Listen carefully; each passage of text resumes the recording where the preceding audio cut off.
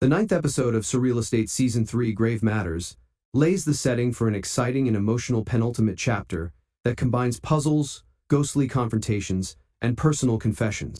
The episode starts with Luke Roman reconnecting with his estranged mother, Victoria. Their chat reveals some of Luke's early trauma, including his attachment to his imaginary buddy, Elvis the elephant, which Victoria admits she witnessed but did not fully comprehend.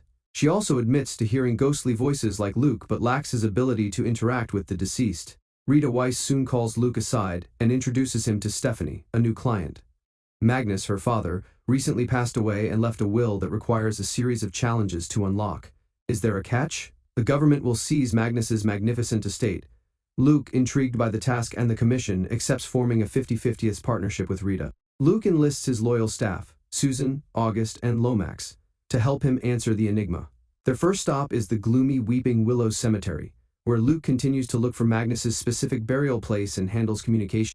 At the cemetery, the team meets Zara, a strange new employee whose unusual conduct immediately raises Lomax's suspicions. Lomax's spidey sense, signified by a distinctive sniffle, says Zara is concealing something. Meanwhile, Rita visits Magnus's estate and encounters his ghost, who seals her within. She attempts to persuade Magnus to help his daughter, but he is bitter and believes Stephanie does not deserve anything.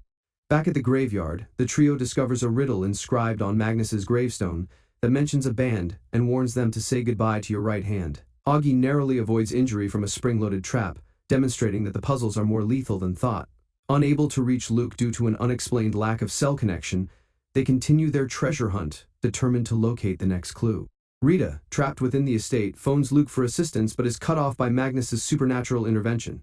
As the tension rises, Rita and Magnus enjoy a drink, and she elicits a rare display of sensitivity from him. He recalls one joyful recollection of tea time with young Stephanie, indicating that he may not be as cold-hearted as he appears.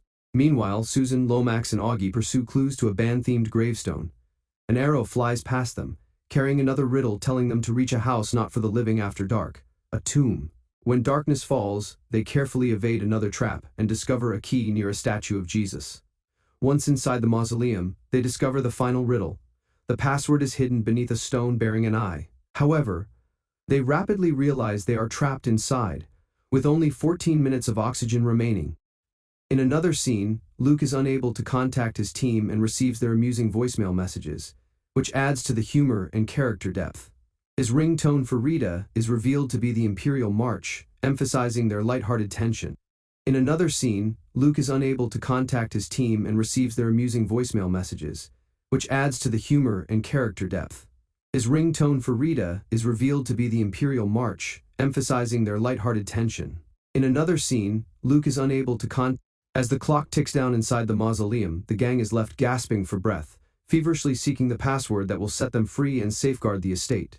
The episode concludes on a cliffhanger, raising anticipation for the season finale. Grave Matters succeeds on several fronts. It presents a gripping primary plot, with puzzle hunt mechanics reminiscent of National Treasure or Indiana Jones, while also developing character arcs, particularly for Rita and Luke. The spirit of Magnus adds a dimension of menace, while the traps add urgency and danger. Rita's surprising emotional growth, as well as the Luke-Victoria interaction, elevate the episode above the level of a typical ghost narrative. Thank you for watching.